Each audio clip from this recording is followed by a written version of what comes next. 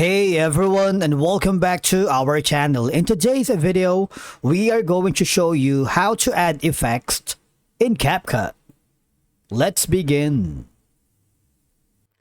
Adding effects to your video in Capcut can significantly enhance its visual appeal, creativity, and overall impact.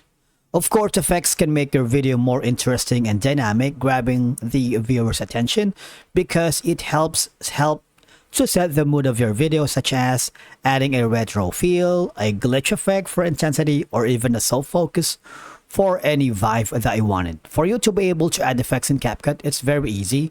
All you have to do is go to the project that you are currently working. If you haven't already, just go to the new project to begin your work and start from scratch. But in my case, I'm going to be choosing this one.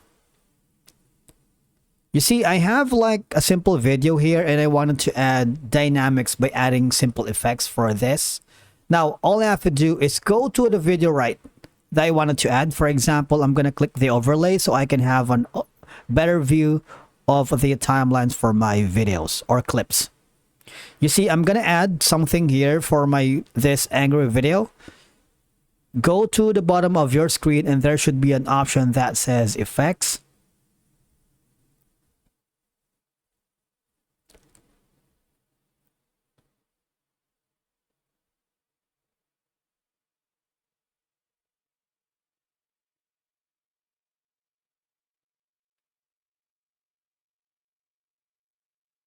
And click on it. You have multiple options: video effects, AI effects, body effects, and you can play around with it. For example, for video effects, I'm gonna add something like maybe an explosion, energy.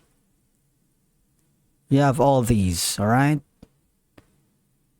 Those effects with the Pro watermark means you are required to subscribe to the Pro to use this element.